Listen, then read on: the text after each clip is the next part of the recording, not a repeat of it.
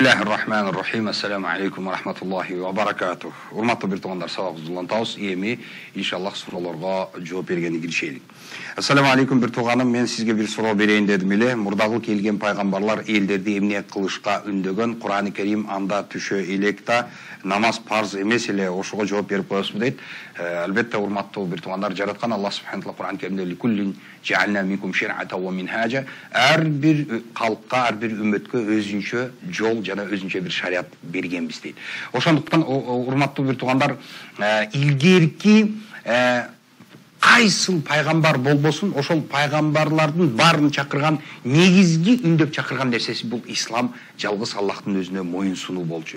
Аталыштары балким башка болгондур, бирок негизги мааниси ушундай болгон. Жараткан Аллах Таала Кур'ан-ы Керимде "Ва ма арсална мин qablika мин расулин илля нухи илейхи аннаху ла илаха илля ана фа'будун." Сенден алдын кайсыл бир пайгамбар жөнөткөн болсок, биз ошол пайгамбарга берген буйругубуз жалгыз сыйынууга татыктуу бир гана менмин, башка сыйынууга татыктуу Кудай жок. Бир гана мен Аллахмын, бир гана менмин, мага сыйынгыла деген мен буйрук бергенмин дейт жараткан Аллах Таала Кур'ан-ы Керимде. Ошондуктан алардын шариаттары, алардын кылган ибадаттары башкача болгон. Алардагы болгон мисалы кутуба я аyyuhalladina amanu kutiba alaykumus siyam kama kutiba alal ladina min qablikum. Силерден алдыңкы пайгамбарлардын артынан ээрчиген имандууларга парз болгондой силерге орозо парз болду. Демек орозо бир гана Мухаммад үммөтүнө эмес, алдыңкы үммөттөргө дагы парз болгон. Мына ошол Библия деп бүгүн кармап жүргөн христиан калкы дагы пост деп болот, пост деп, мына ошолор дагы өздөрүнчө пост кармап, ошол постица дегени ошол орозо кармаган. Ал эми намаз, руку, сужуттар менен болгон намаз бул албетте иншаллах биздин Мухаммад саллаллаху алейхи ва салламга берилген намаз иншаллах. Эң чоң ибадат. Акыйкага сойгон койду кайсы Бисмилля, Аллаху акбар деп эле ниет кылып иншаллах соя бересиз иншаллах. Молдоке бирөөдүн акын зордук менен ыраазы кылбай жегендерге кандай эсеп китеп бар?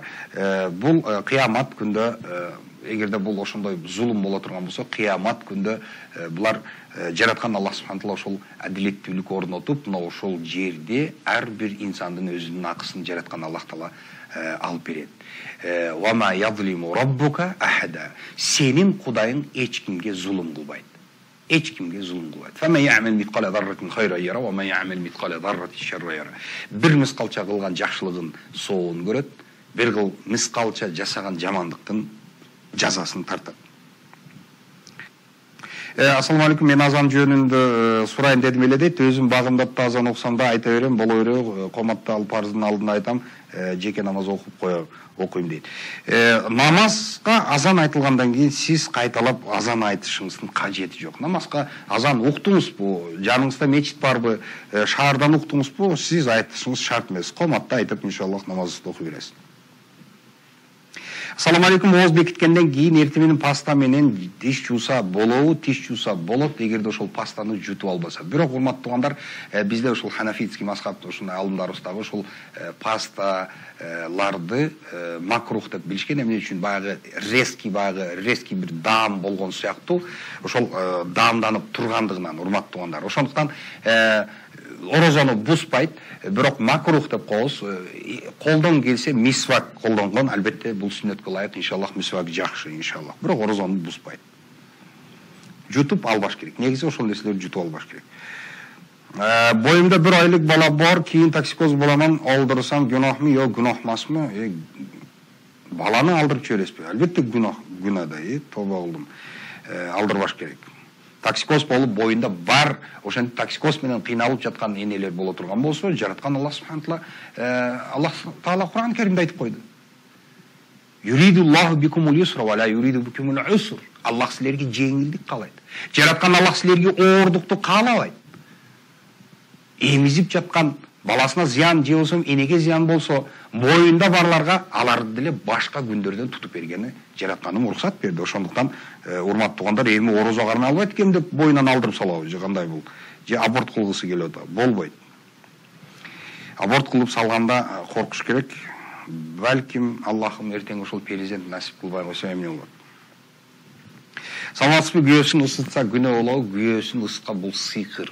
жараткан Аллах субханаху ва Кур'ан-ы Керимде "Ва ма юаллимани мин ахадин хатта якула иннама нахну фитнатун фала такфур фаятаалламуна минхума ма юфаррикуна бихи байнал мар'i ва завджи". Сыйкырды ошол үйрөтүп жаткан, ошол келген сыноо болуп келгендер дагы ошол сыйкырды үйрөтөрдүн алдын айтып, акыретте сен эч кандай үлүшүң жок, тозокко түшөсүн. Бул дүйнөдө ошол бакчылыгыңды, көз ачыктыгыңды кылып, ушу элди башын айландырып жүрө бересиң. Бирок сен тозокко түшөсүн. Жаннаттын жытын жыттабайсың. Эмне үчүн? Сен сыйкырың менен, сен кылган ошол көз ачыктык бакчылыгың менен, сен өзүңө Кудайдын милдетин мойнуңа жүктөп жаптың. Адамдардын жолун ачып беремин, адамдарга монтип сүйгөнүңдү кайтарып беремин. Сен кетип калгандарды, аларды мажбурлап, алардын оюна каршы мажбурлап мен тартып алып келип сенин алдыңа коюп берем деп адамдарга Алланын мойнундагы болгон милдеттерин өзүңө жүктөп Кудай болуп аттың. Ошондуктан сен тозокто болосуң дейт. Сыйкырчылар эмне? Фаятаалламуна минхума ма юфаррикуна бихи байнал мар'i ва завджи. Эр менен аялдын ортосун ажыраткан нерселерди үйрөнүшүп, мынакей ошол сыйкырлар жасады. Эми бул ысытма жасат деген бул сихрул махабба деп коет, ошол сыйкыр махаббаты деп коет. Булардын эң куреги жана эң кооптуусу ошол аялдардын дагы баягы тоба кылдым өткөндө бир-эки адамдар мага ушинтип кайрылып жазышып атты. Эң начары жана эң кооптуу бул баягы аял ошол бети жоктук кылып, Кудайдан коркпогондон ошол эркектин тамагына өзүнүн ошол баягы менструальный баягы выделениясын тамагына кошуп бергени.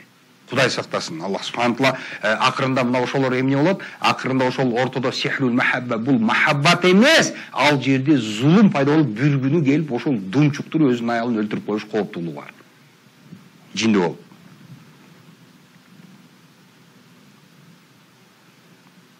Аялын жөн эле да кызгана берген болобу, аялына ишенбеген эркек болот дейт. Урматтуу бир туугандар, туура баягы Саад ибн Убаданын сөзүн жакшы билебиз. Мусулмандар, урматтуу туугандар, Саад ибн Убада айтып калбадыбы бир күнү? Эгерде мен өзүмдүн аялымды жанынан бир жат бир эркекти, башка бир эркекти көрүп калсам, баягы кындалбаган, курчутулбаган кылыч менен чапмакмын деди эле пайгамбарыбыз Мухаммад саллаллаху алейхи ва саллям айтты. Атажабуна мин гайрати Саад. Саадтын кайратынан, Саадтын ошондой кызганчактыгынан таң калып атасыңарбы? Валлахи ана ла агьяру мин Саад. Аллахка ант деди, Саадтан көрө мен кызганчагыраакмын деди. Пайгамбар саллаллаху алейхи ва саллям айтты. Ошондуктан эркек адам бүгүнкү күндөгү ошол багы шайтандын ураны болуп, ошол батыштан келген нерсе багы аялын өзүнө ишенбеген эркек кызганат деп туруп, анда өзүнө ишенген эркек аялын кое бериш керек экен да, ушу талагач. Бул туура эмес. Ошондуктан урматтуу бир туугандар, эркек кызганчак болот, бирок бул жерде дагы бир нерсе бар, урматтуу туугандар. Анын дагы өзүнүн чеги бар. Эркек кызганат десе, аялынын телефонун чукулап, аялын аңдып, жөн жерден жаман ойлорго бара берген, мен кызганып атам деп, бул кызганчактык эмес, бул деген тажассус, аялдын артынан шпиондук кылуу. Аллах субханаху ва тааля тажассусу Кур'ан-ы Керимде айтты, бири-бириңердин артыңардан аңдыбагыла деди. Бул дегени ошол бири-бирине болгон ишенич, мына ортодо шайтанга жол койбош керек. Шайтанга жол койбош керек. Пайгамбар саллаллаху алейхи ва саллям айтат, мисалы баягы жаман ой дебеди? Аллах субханаху айтып атат: "Я валлазина аману ижтанибу катиран мин ад-данни инна бa'да ад-данни исмун". Имандуу адамдар, көптөгөн ойлордон, жаман ойлордон сактангыла. Жаман ой бул күнөө деди. Ва ла тажассасу, бири-бириңерди аңдыбагыла деди. Пайгамбарыбыз айтты: "Якум ад-данна фа инна ад-данна акдабул хадис". Жаман ойдон сактангыла, жаман күмөндөн сактангыла. Бирөөнү бул неге мындай кылып атат? Телефонумду албай койду, эмне үчүн бул телефонду албай койду? Менен сүйлөшкүсү келбей жатат. Же болсо жаман ойдон сактангыла. Фа инна акдабул хадис. Ал эң шайтандын салган эң жаман калп сүйлөгөн сөзү, шайтандын жалган сөзү деди. Пайгамбар саллаллаху алейхи ва саллям дагы бир хадисинде ошол жаман ойдон кутулуу жолун пайгамбарыбыз үйрөтүп кетти бизге. Иза зананта фала тухаккик деди. Эгерде жаман ой сенде келсе, ошол жаман оюңду чынбы, жалганбы деп изилдебе деди. Изилдесең болду. Изилдесең катага чыга бересиң. Эгерде сен адамдардын жашырган артындагы күнөөлөрүн изилдеп жүрө турган болсоң, жер үстүндө таза адам калтырбайсың деди. Баарын бузуку табасың, баарын бузасың. Эмне үчүн дегенде, ар бир инсан бул периште эмес, өзүнө таандык бир кемчилиги бардыр. Бирок ошондуктан шарият ошондой рамканы койгон, бирөөнүн артын сен аңдып изилдебегин. Бирөөнүн артынан сен шпиондук кылбагын. Аялыңдын, сен эриңдин, кайда бардың, кайда жүрдүң, эмне болду, телефонун чукулап, бири-биринин телефонун карашып. Харам, болбойт, үй бүлө бузулат ошондон. Салам алейкум, күйөөсү аял жакындык кылгандан аял узун чачын сөз толук жууш керекпи? Эгерде ошол жакындык кесте чач жазылып турган болсо, баарын жууш керек. Эгерде өрүлгөн болсо, өрүлгөн чачтын ошол негизи, ошол баштын баягы чачтын негиздерине суу жетсе болду иншаллах. Касида окуп ар түрдүү ооруларды айыктырам дегендер баа коюп алган. Эл менен бирге окуса, экөө өзүн жалгыз окуса 1000 сом дейт. Урматтуу бир туугандар, мына ушул дагы бир ирет эскертип кетейинчи. Касыйдачы молдо деген нерсе жок туугандар. Ал болбогон түшүнүк. Жок андай нерсе шариятыбызда касыйдачы молдо деген. Багы бакшы, көз ачык табип деген багы булардагы коомдун өлүгүсү менен барып туруп интеграция болуп баратат да, булар дагы өздөрүнчө барып туруп илгеркидей сыйкырчы, көз ачык, бакшы эмес, булар табып, руханий табып, анан кийин барып туруп касыйдачы молдо өтүп алыптыр эми. Болбогон кеп, касыйдачы молдо деген нерсе жок туугандар. Болбогон. Барбагыла акчаңарды бербегиле, ал шарлатандарга акчаңарды жегизбегиле. Молдо деген нерсе, мулла деген сөз эмне? Дин алымы деген сөз. Динди үйрөтө турган, адамдарга жарыктыкты, адамдарга жакшылык менен жамандыктын ортосун айырмалап, жакшылыкты көрсөтүп, жамандыкты көрсөтүп, андан кайтарып, жакшылыкка үндөй турган инсан мулла деген. Анан кийин теспени кармап алып үйүндө отурса, ошо бир гана ошол нерсе менен айлыктап, адамдардын акчасын жыймай менен. Ошол молдо.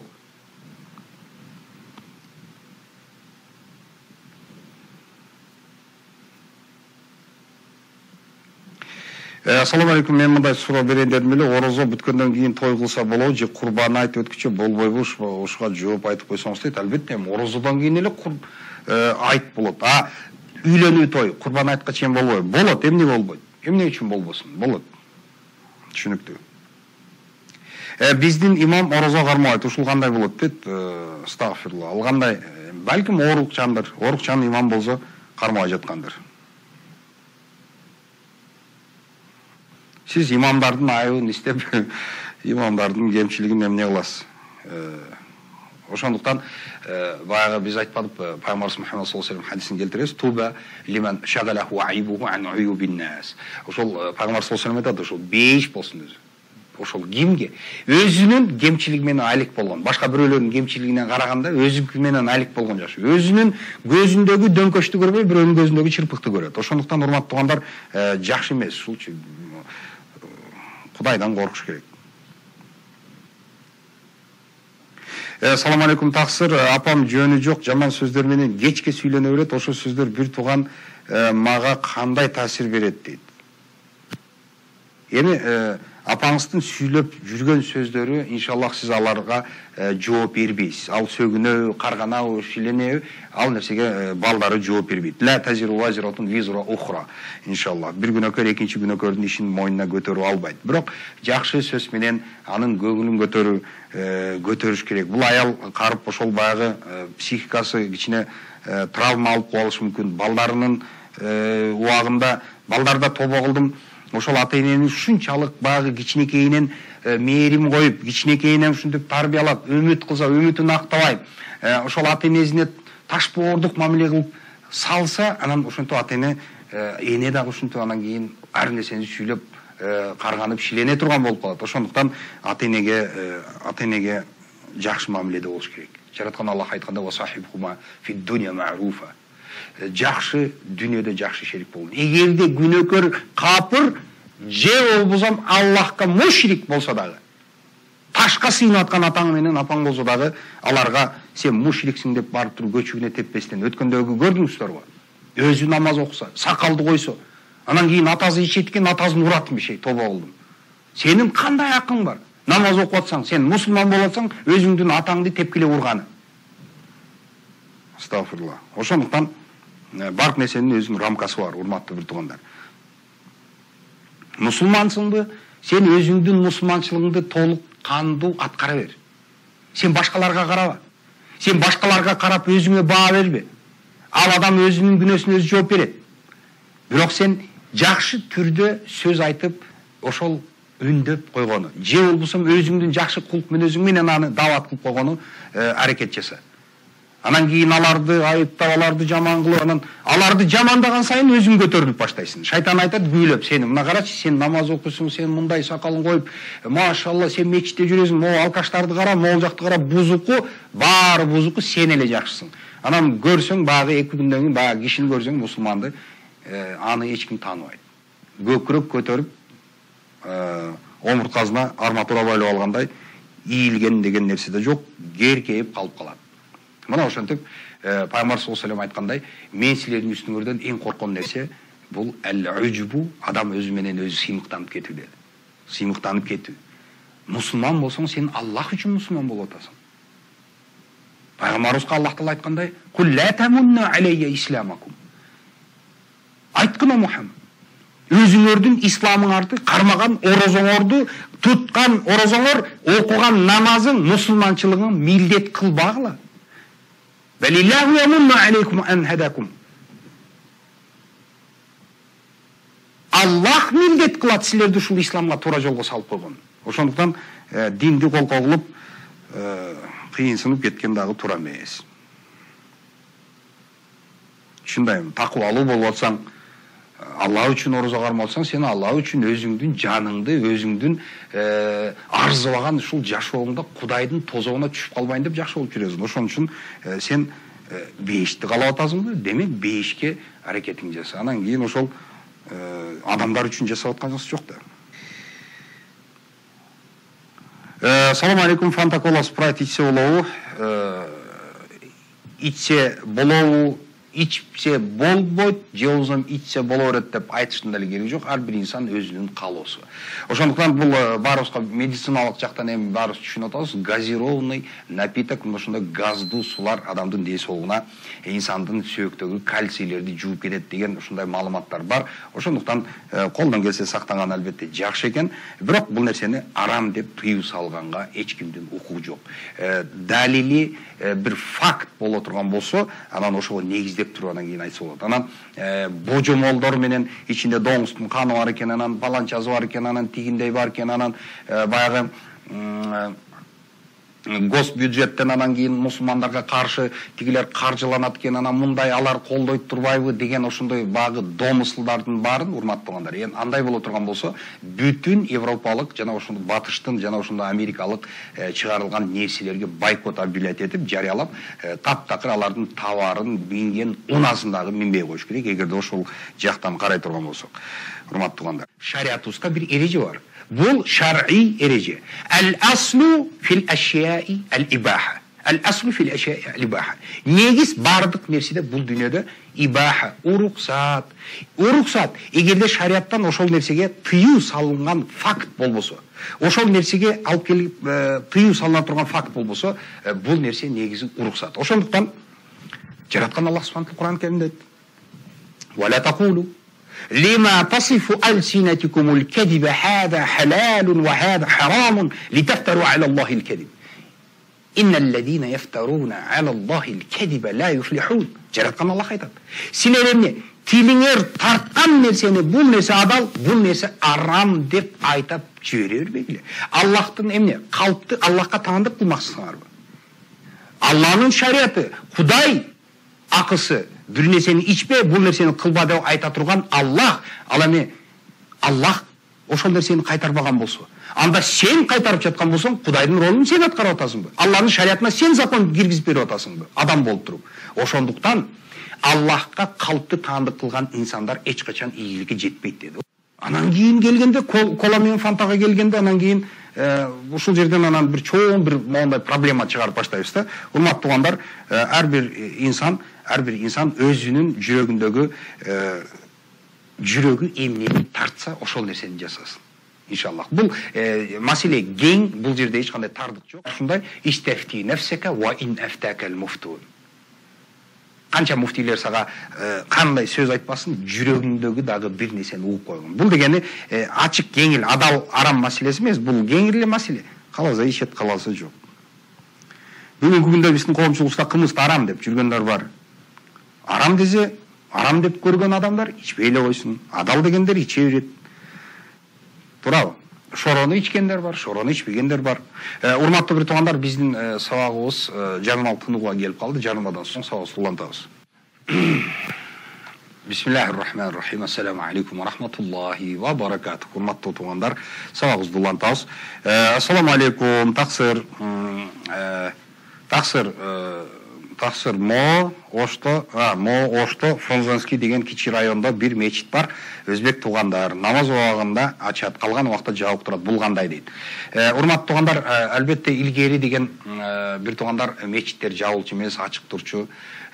Намаз окуган адамдар келип, намаз окуп, ибадатын жасап, аткарып кете берчү. Алхамдулилlah, дагы бир ушул бизде чоң бир немат, пайгамбарыбыз Мухаммад саллаллаху алейхи ва салламдын үммөтүнө болгон жеңилдик.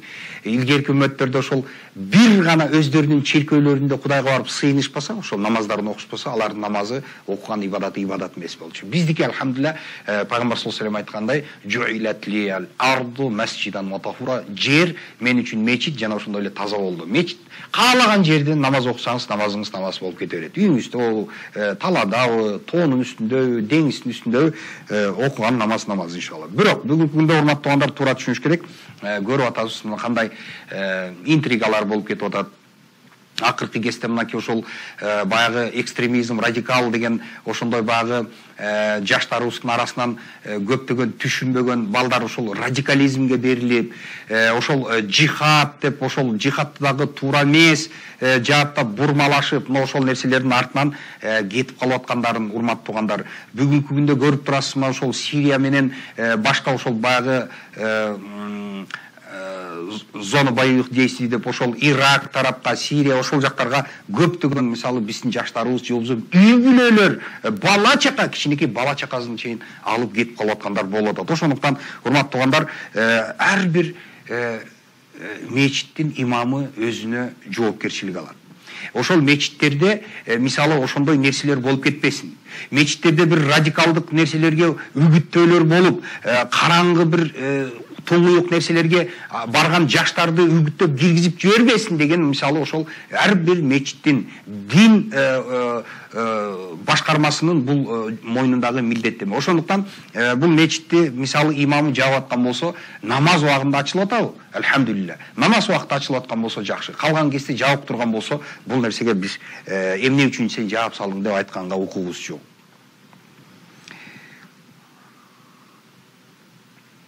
Аллах барчага иман, инсап берсин, розаны кармашсын, сиз дуа кылың дейт. Амин. Аллах субхана ва таала бүтүн биздин калкыбызга Аллахым иман берсин, иман берип хидаят берсин. Саламатсызбы? Аялы туруп башка кыздар менен жүрсө эмне болот? Күнөө болот, зина болот. Зина болот. Жылкынын эти адалбы? Жылкынын эти адал. Жылкынын эти адал. Спрайтка окшогон эле. Ассаламу алейкум. Тиш салдыргандардын гусулу кандай болот? Гусулу жарайбы? Ал тиштин алдына суу тийбейт дейт. Ошол жөнүндө кенен айтып берсеңиз дейт. Ошол сиз тиш салганы барганда, урматтуу бир тууган, мындай кыласыз да, тиш салганы барганда бир тууганым жунуп болгон абалда барбаңыз да. Тиш салардан алдын инсан жуунуп, тарап менен көчөгө чыгат. Мусулман адам тарап менен көчөгө чыгат. Ошондуктан ал эми баа тарапта тиш салдырып калган болсо, ошол иншаллах оосту чайкаш тараптын парстарынан эмес, урматтуу туугандар. Оосту чайкаш гусулдун парстарынан, гусулдун парсынан. Ошондуктан жунуп болбой барышыңыз керек. Ассаламу алейкум, сизден Аллах разы болсун. 2013-yıl balası ölgen to'g'risida hukumatdan pul alıp onu banka koyup prosentini yiyip yotsa Allah oldida javob beradimi? Javob beradi. Har bir inson o'zining qilgan ishine javob beradi inshaalloh. Почему мясо осла харам deydi? урматтуу бир туугандар, бул Хайбар күнү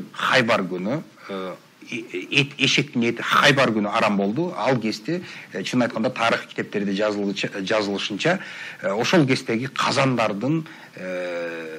казандар толо эшектин еттери шорпо болуп кайнап турган кез эле. Ошол кезде Пайгамбар саллаллаху алейхи ва саллям кайтарган.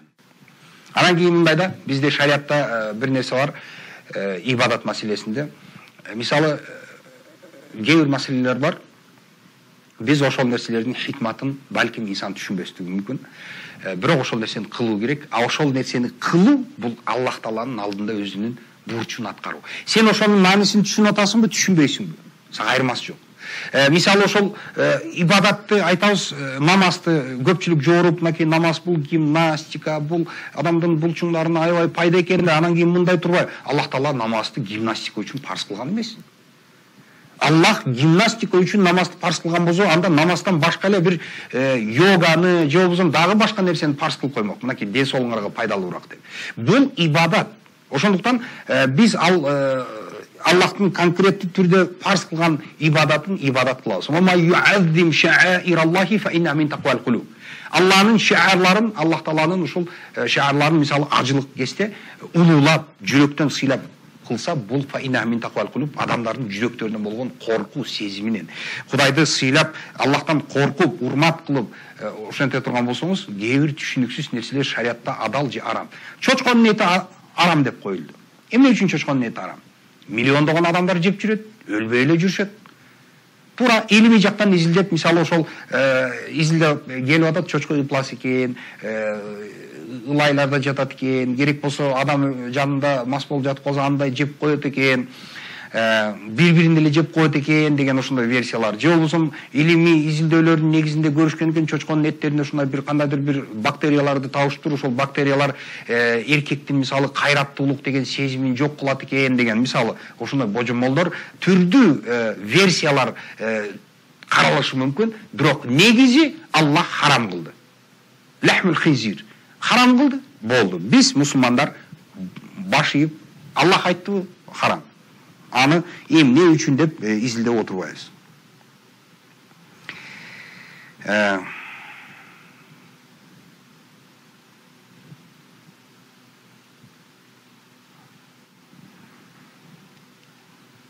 Күйөөм ар дайым үйгө түнкү саат 12ден кийин келет, мен кантсам болот, сиз жакшылап кожайын эртерээк келиңиз деп түшүндүрүңүз.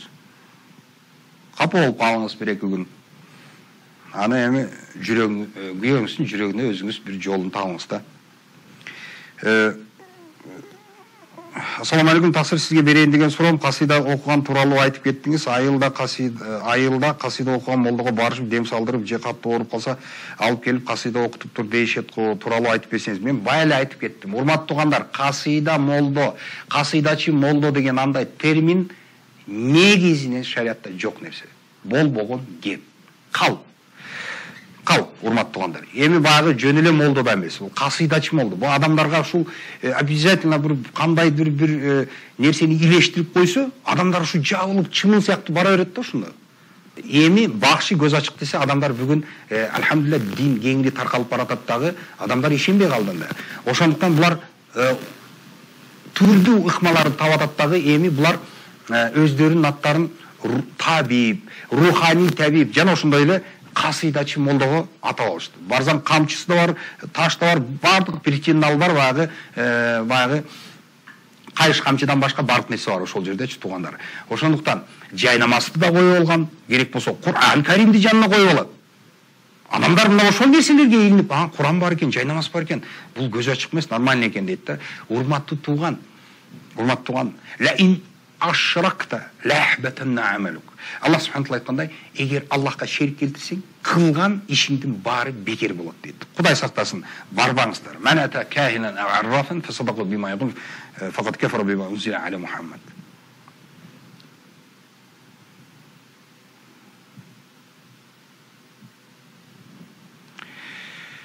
Эми үй бүлөдөгү болгон ушул аялдар багы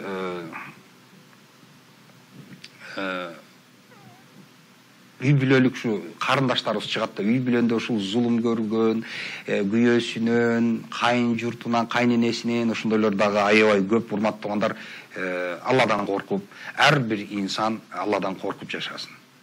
Ар бир инсан. Жараткан Аллах субханаху ва таала ар бирибизди кыямат күндө соттоп коет. Соттоп коет. Өчүбүздү алдыртып коет. Ошондуктан Кудайдан коркуш. Домла закаттын апасын келге берсе боладымы? Болот, иншаллах, болот. 2 эсе сооп болот, иншаллах. Тууган урукка жардам берген болосуз, ал менен мамилеңизди чыңаган болосуз, иншаллах.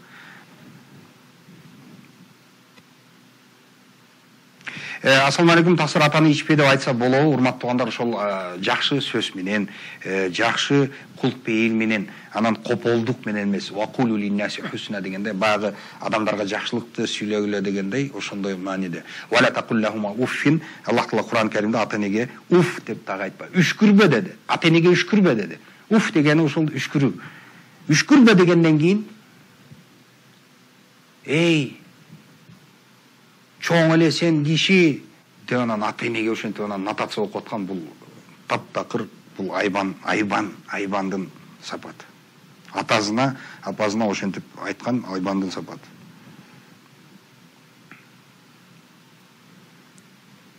Акыйканы канча күндүккө биз ошо нечетный баягы так күндөрдө жазса болот, 7 күн деп ошентип. Бирок урматтуу туугандар, мындай нерсе күндөрүн санап башка кылып отурбастан, иншаллах, колуңуздан мүмкүнчүлүк болгон күндө союп акыйканы өткөрүп кое бересиз, иншаллах.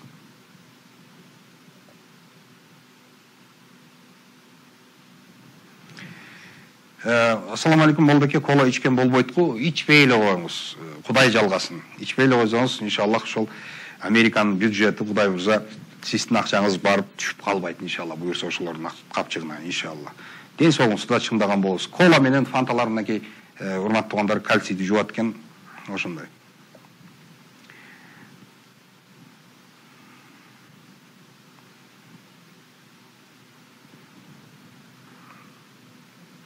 Аяллар топланган жамаа намаз окуганда арасынан бир имам болсо боладымы? Аллах разы болсун. Окуп койсо болушат, иншаллах. Ошол өздөрүнчө бир үйдө аялдар топтолуп калган болсо окуп койсо, жамаатта имам болуп. Чындыгында аял имам болуп жамаат менен туруп ошентип окуган өзү бизде макрух деп айтылат. Бир үйдүн ичинде топтолуп калса окуп коюшу керек.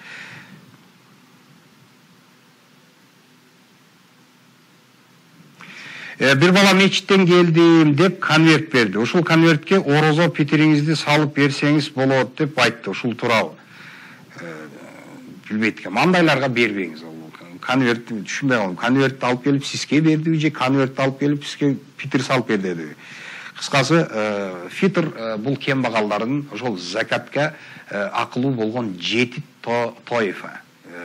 Hadithul ahdi баягы al-muallafati qulubuhum деген тойфаны Кур'ан Каримде өзү 8 түр бар. Ошол бир түрү иншалла al-muallafat qulubuhum баягы капыр болсо дагы ушул динге жүрөгү кичине жылып калсын деген мааниде пайгамбар саллаллаху алейхи ва саллям берген, бирок бүгүнкү күндө биз андай кылып бербейбиз. Ал эми калган 7 тайфа бар, ошолорго иншалла берсе болот. Аллах разы болсын сизден деп ушундай разылык каттарда келип атат. Барыңыздарга рахмат. Аллахым сиздерди да дайым колдоп жүрсүн.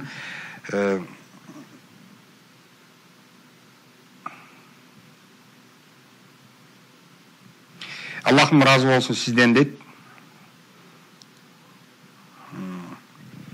Аллахым разы болсын сизден деп бул жерде СМСте баягы знаки препинания деп коесуз, запятой деп коесуз го, ошондой нерсе коюлбай калган экен, мен түшүнбөй калыпмын. Сизден мен экинчи аял болдум, бир бала бир кызым бар десе, мен ойлоптум, мен кайсыл жерде экинчи аял алып, бир бала бир кызды болуп калдым экен деп. Мен экинчи аял болдум, бир бала бир кызым бар, экинчи аял болсо тозокко түшпөйбү, чын дүйнөгө барганда күйөөсүз калат дейт. Ошол чынбы дейт? Жок, урматтуу бир туугандар, ал калп сөз, Иншаллах, урматтуу бир туугандар, чындыгында мусулман болуп, иман үй бүлөдө жашаш үчүн жүрөгү кең, иманы бекем, туруктуу, сабырдуу, пейили жакшы болгон аял менен эркектер гана бул нерсеге чыдайт. урматтуу туугандар. 4 аял болсун, 3 аял болсун, ошолордун пейилине сабыр кылган, кам көргөн, үй бүлөм деп кам көргөн, чындыгында кече илим постордун ошо полигамия деп ошол эркек бир канча аял менен жашаганды полигамия деп ошентип баягы термин чыгарышып койгон эмеспи? Ошол полигамия менен жашаган эркектердин көбүрөөк баягы жүрөк ооруларга көбүрөөк чалдыгат деген баягы бир ушундай бир статистикасы бар экен, бир изилдөөлөрдүн. Чындыгында урматтуу туугандар, бул нерсеге ошондой чыныгы эр жүрөктөр кадыр болот. Экинчиден, аялдар экинчи, үчүнчү аял болуп, эмнеси жаман? Ыймандуу инсан менен никелүү турмуш курган, ошонун жаман жери барбы? Же уят жери барбы? Же жашырынып көчөдөн ошол арам жолго барып жүргөн, же ошол жакшыбы? Же болбосо намыс деп, кур намыс деп ошол турмушка чыга албастан эр жок жүргөн, мына ошол жакшыбы? Урматтуу бир туугандар, адамдардын оозунда элек жок. Адамдардын оозунда элек жок. Бул эгерде адамдардын айтып жаткан оозундагы алардын берген баасы менен жашай турган болсо, инсан бул дүйнөдө жашабай эле койгон жакшы. Жашабай асын өлүп алсаң, аны да айтат. Кеп кылып, мына өлүп алды деп, аны дагы кеп кылат. Ошондуктан урматтуу туугандар, мен бир баягы бир окуя айтып бербедим билем. Ата баласы эшек жетелеп баратса, бир айылдын эли айтатмыш, Кудай бул эшекти менсин деп жаратса, экөө келе сонун карасаң жетелеп бараткан. Экөө минип алган экен, кийинки айылга кирсе, Кудай дейт, бул эшек байкушту карасаң, ушинтип жаратып койсо, бул экөө дон коюп, экөө минип алып ата бала десе, атасы баласын түшүрүп коюп, атасы минип өтүп баратса, кийинки айыл айтатмыш, баласын жөө коюп, атасы минип алганын карасаң. Анан кийин баласы баягы мингизип, өзү жөө жүрүп, кийинки айылга барса, баласын минип, атасын жөө коюп тур карасаң. Ошондуктан урматтуу туугандар, Кудай деп жүрөктөгү сезимибизге карап иш тутуңуз. Иншаллах, ошол биринчи, экинчи, үчүнчү аял деп ошолор менен ынтымак жашаш дагы ыймандан, анан жек көрүп, тытышып, бири-бирине душман болуп, бул албетте ошол ыймандын алсыздыгынан, урматтуу туугандар. Бир туугандай эже сиңдидей болуп, бири-биринен кабар алып, биринин кемчилигин, бирине колдоо көрсөтүп, ооруп калганда бири каралашып. Ыйман үй бүлө эмеспи ушул? Аллахтан корккон. Биздин убактыбыз жарнамалык тыныгууга келип калыптыр. Жарнамадан соң сабагыбызды улантабыз иншаллах. Бисмиллахир-рахманир-рахим. Ассаламу алейкум ва рахматуллахи ва баракатух. Урматтуу азиз бир туугандар, сабагыбызды улантабыз. Кийинки суроолорубуз 3 талак бергенден кийин эмне кылуу керек дейт. Урматтуу бир туугандар, 3 талак берилгенден кийин бул эр менен аялдын ортосундагы булардын мамилеси толугу менен токтойт. Жок, кайрадан биз нике кыйып, кайра жашайт элек, биз билбестен айтып алыптыр, аттен кылып атабыз деп айтыша турган болсо, жараткан Аллах субханаху ва таала Кур'ан-ы Каримде айтып койду: "Фа ин таллакаха фала тахиллу лаху мин ба'ду хатта танкиха завжан гайра." Эгерде ошентип 3 талак берген болсо, бул өзүнүн эрине эми адал болбой калат. Башка эрге тийип чыкмайынча дейт. Мына ошол урматтуу бир туугандар, эмнеге мындай деп кээ бир суроолор узатылып баштайт. Урматтуу туугандар, үй бүлө маселеси бул оюнчак маселеси эмес. Үй бүлө бул үйлөнүү, нике, үй бүлө күтүү деген бул жеңил, желпи маселе эмес. Бүгүн ажырашып, эртең кайра жарашып, бүгүн дагы көңүлгө жакпай калса, дагы бир ажырашып. Ошондуктан шариатта 3 ирет талак уруксат берилген. Ат-талаку марратайни фа имсакун бима'руфин ау тасрихун биихсан. 2 талактын ичинде инсан эр өзүнүн аялын кайтарып алганга укугу бар. 3төн кийин кайтарып ала албайт. Эгерде мен кайтарам десе, анда чыдайсыңбы? Башка эрге тийип, жашап, андан соң ал эри өлүп калса, же болбосо талагын берген болсо, мына ушунчалык эле сенин сүйүүң, сен айтып жаткан баягы бушайман болуп, аттең болуп атканың жүрөгүңдөн калышчынбы? Мына ошол эрден чыгып келсин, андан кийин никеңди кыйып туруп жашай бер. Эгер сенин сезимдериң ушундай эле калышчын болсо деген шариятыбыздагы мына ушундай эреже, урматтуу бир туугандар. WhatsApp номериңизди ham айтып өтөсүзмү дейт, айтып өтөсүзмү? 554 10 55 03. 0554 10 55 03 биздин WhatsApp номерибиз иншаллах. Аллах разы болсын сізден. Аллахтың мейірімі жана берекеті сізге жана үй бүлөңүзгө болсын дейді. Урматтуу бир туганым, сізден дағы Аллахым разы болсын. Абдан ушундай өзүнүн разычылыгын айтып, ушунчалык жакшы сөз, бул жакшы сөз экен. Урматтуу бир тугандар, адамдын жүрөгүн ушундай бир жылытып, адамдын бир маанайын көтөрө турган. Ошондуктан дагы пайгамбарыбыз Мухаммад саллаллаху алейхи айткандай, жакшы сөз дагы садака. Адамдын жүзүнө жылмайып коюу дагы садака. Ал дагы иншаллах сизге сооп болуп кайтат, жакшылык менен кайтат. Аллахым разы болсун барыңыздардан.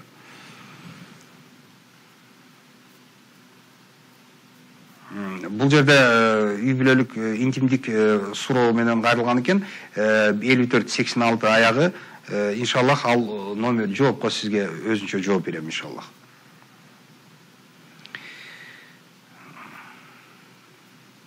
Ассаламу алейкум, суроом дейт. Имандуу эстүү бала менен жакшы мамиледемин. Ал кара колдон, мен Кызыл Кыядан, үйлөнүүгө алыс деп үйдөгүлөр болбойт дейт.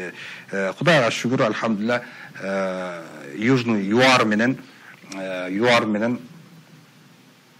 те Санкт-Петербург, Жолзов, Сибирьдин ортосундагы масафа эмес экен, алхамдулилlah. Кыргызстандын ичи экен.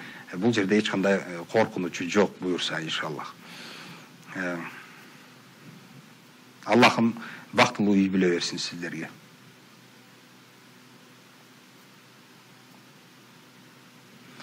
Ассаламу алейкум, бардык нерсе Алланын өкүмү менен болот туурабы дейт. Бирок мен Кудай сактасын бирөөнү өлтүрүп койсом, бул да Алланын өкүмү менен болобу? Ушул тууралуу толугураак жооп берсеңиз дейт. Урматтуу бир туугандар, Алланын өкүмү дегени албетте жараткан Аллах субханала бул дүйнөдө бардык нерсе жараткан Аллах Тааланын уруксаты.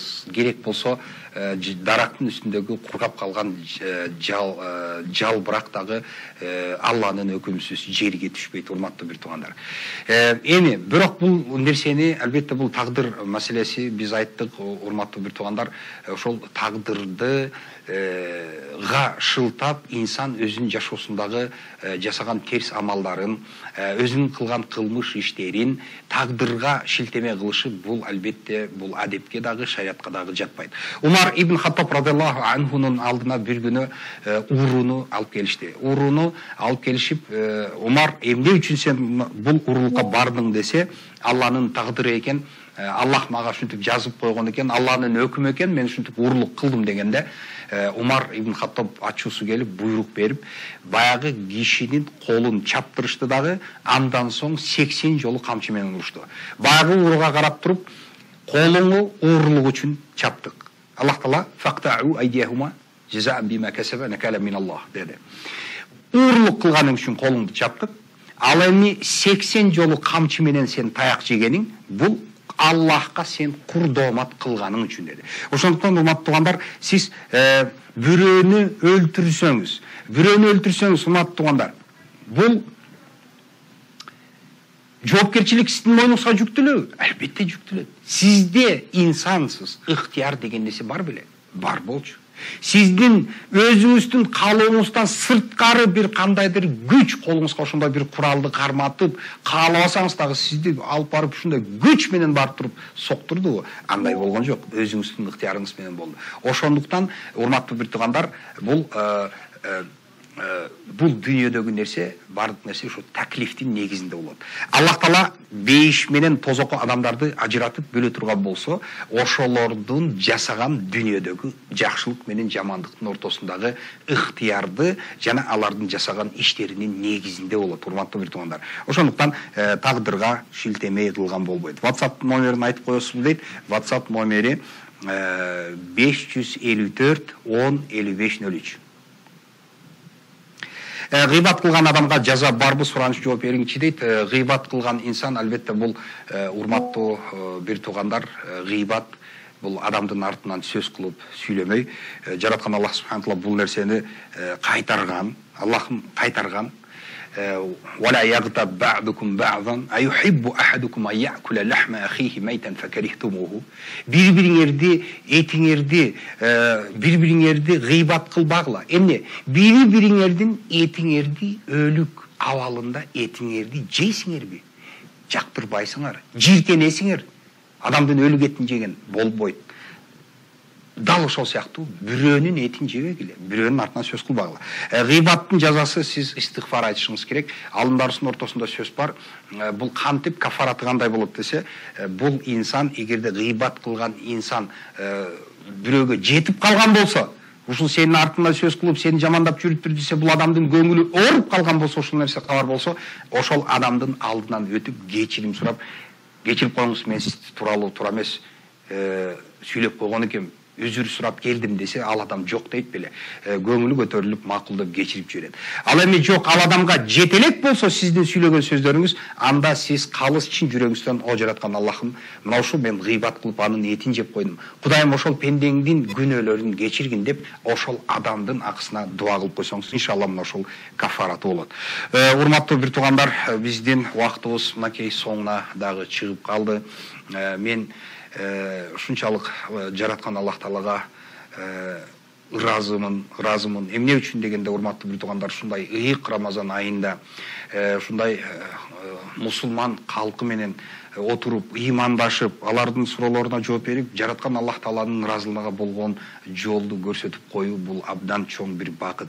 Урматтуу бир туугандар, жараткан Аллах субхана таала ошол Кур'ан Керимде айткандай ошондой имамдардын катарынан кылсын деп Кудайдан дайыма сурайбыз. Важална минхум аиммата яхдуна би амрина ламма сабару ва кану би аятина юқинун дейт. Аллах Таала мына ошондой имамдардан болушун Кудайдан сурап кетет элем. Жана ошондой эле сиздер үчүн, урматтуу бир туугандар, баарыңыздарды ушул ыйык Рамазан айындагы кармаган орозоңуздарды жаратканым кабылдап, билип билбей кылган бул дүйнөдө инсандык табиятыбыз менен абдан көп жаңылыштык каталарга жол койгонбуз. Ошол каталардын баарын мойнубузга алып, өзүбүздүн муктаж, өзүбүздүн алсыз, күнөөкөр пенде экенибизди толугу менен мойнубузга алып, жараткан Аллахыма кайрылып дуа кылабыз. О жаратканым, күнөөлөрүбүздү кечиргин, ибадаттарыбызды кабылдагын. Аллахым биздин элибизге жана журтубузга тынчтык, амандык бергин. Аллахым биздин мамлекетибизге Аллахым өзүң колдоо көрсөткөн. Аллахым ушул жерде тынчсыздык, бузукулукту көздөп турган душмандардын, жаман